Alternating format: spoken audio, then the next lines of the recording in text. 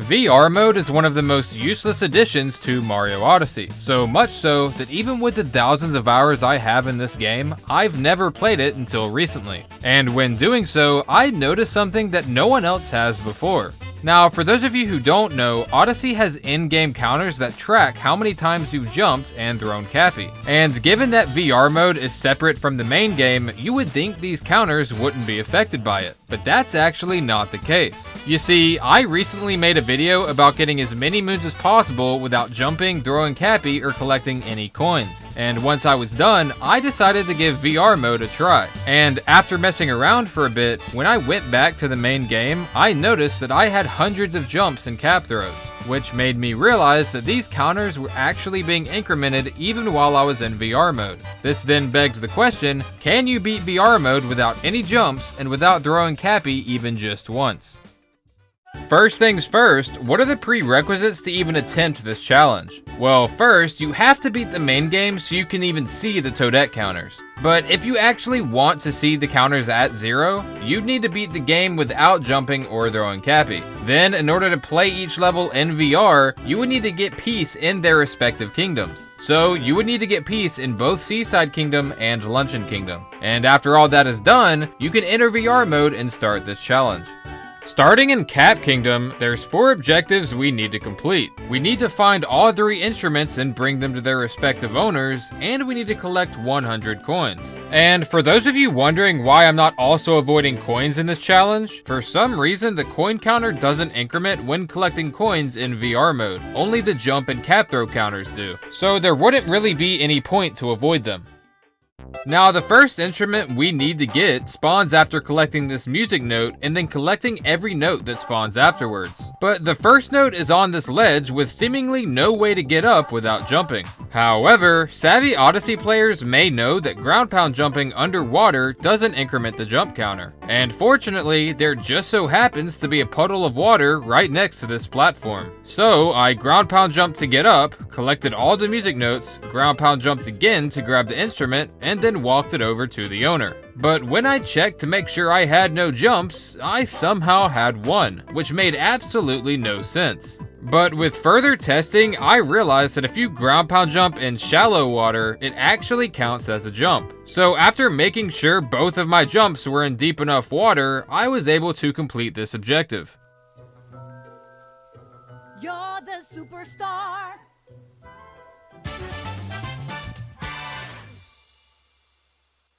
The next instrument we need is spawned by the music note at the very top of this pole.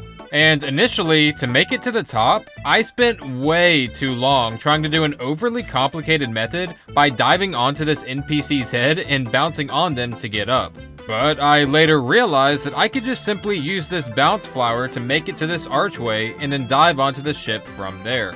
But regardless, after landing on the ship, we can just do a simple wall jump to dive onto the pole, collect the music notes, and then deliver the instrument.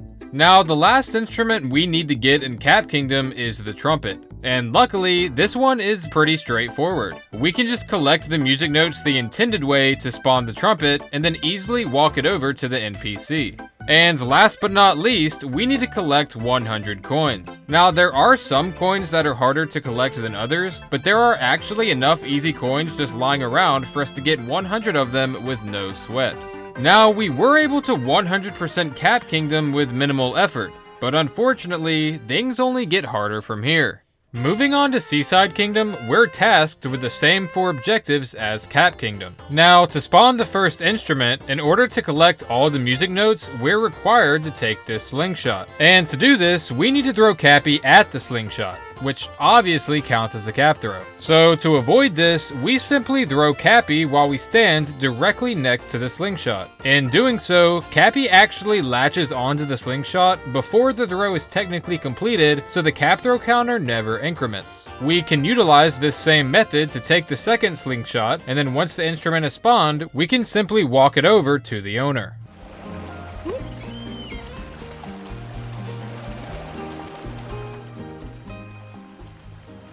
You're the superstar.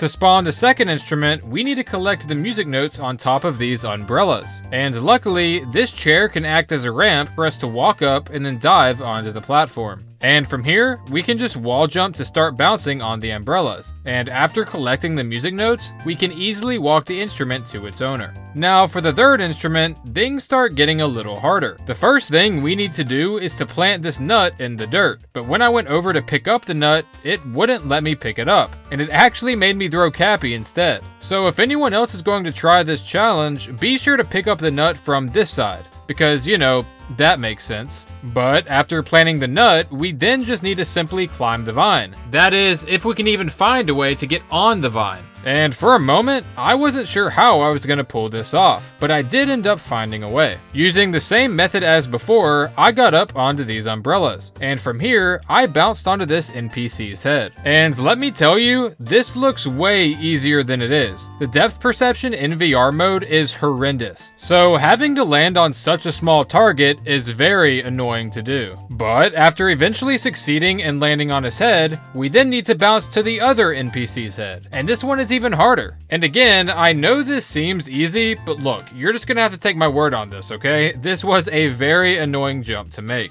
And when I did eventually make it, from here, I then had to bounce again to land on the vine. And after making our way up, we can collect the music notes and bring the spawned instrument to its respective owner. Now, all that's left to do is to collect 100 coins. And initially, I took this slingshot to the chalice since it holds a lot of coins. But I then realized that after I collected these coins, I was kind of stuck in here. So I had to save these coins for last. And the rest of the coins in the kingdom did require a few somewhat difficult wall jumps. And the only reason these were difficult were once again due to the camera. It was too far away and the depth perception was still horrible. With enough trial and error though, we can eventually get all the coins and successfully 100% Seaside Kingdom. Now, last but not least is Luncheon Kingdom. And fittingly, this kingdom has the hardest objective by far in this challenge. The first instrument I got was the trumpet, and the only thing remotely challenging with this one was catching this stupid bunny. But after doing so, we can easily collect the notes and grab the instrument. Now, the next objective is simply to get the microphone, and luckily it wasn't too bad. A simple wall jump will allow us to grab the note, and then we can easily grab the rest.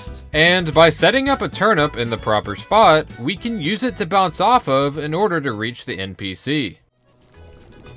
You're the superstar.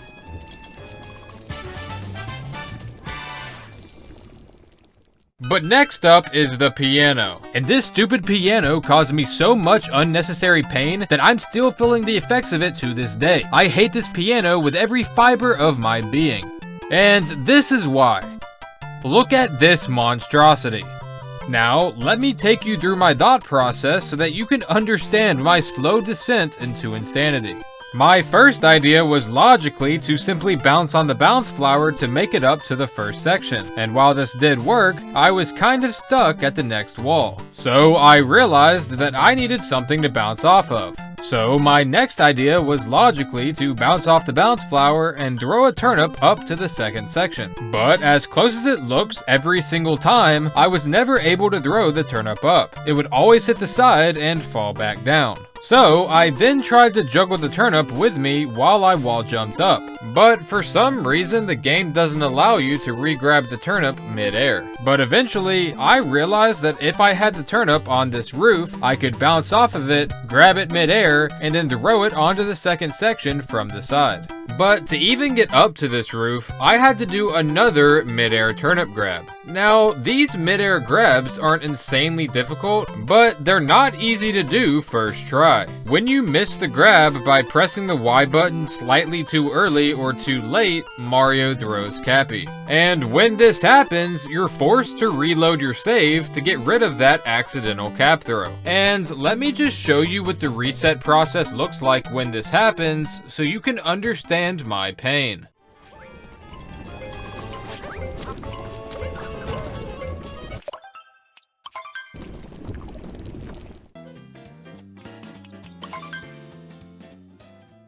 Super Mario Odyssey!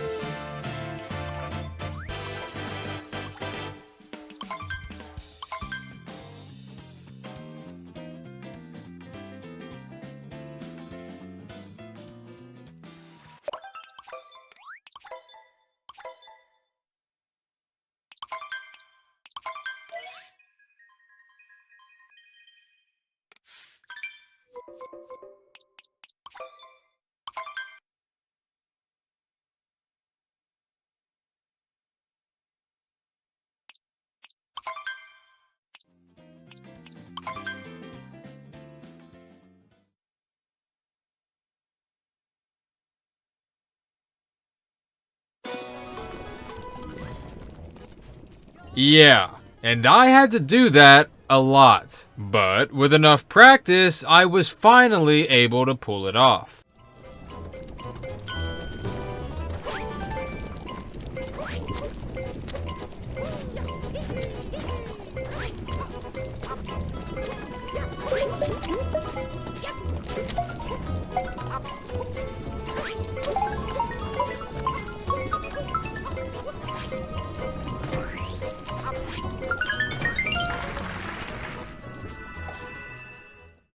And now, with the piano objective finally complete, all that's left now is to collect 100 coins, and the majority of the coins are on the pot. And to get to this pot, we need to take this slingshot. So I positioned a turnip next to the pillar and tried wall jumping to then dive next to the slingshot. Now this wasn't too bad to do relatively, but still very annoying nonetheless due to the horrible depth perception. But once we make it to the pot, we can collect all the coins and finally 100% Luncheon Kingdom. Now, as you may or may not know, usually when you 100% all 3 levels, you unlock the concert hall level. There's not much to actually do here, but it is a somewhat satisfying reward for the player. However, when I completed all 3 levels, it didn't unlock for me. I was scratching my head trying to figure out why this happened, and then it hit me. Both Seaside Kingdom and Luncheon Kingdom don't unlock unless you get peace in their kingdoms within the main game. So, following that same logic, in order to unlock Concert Hall, I would need to get peace in Metro Kingdom. But the reason I had not done this already was because it's literally impossible to do without jumping. Metro Kingdom Peace requires that you complete the festival, which is entirely comprised of 2D sections where you're forced to jump.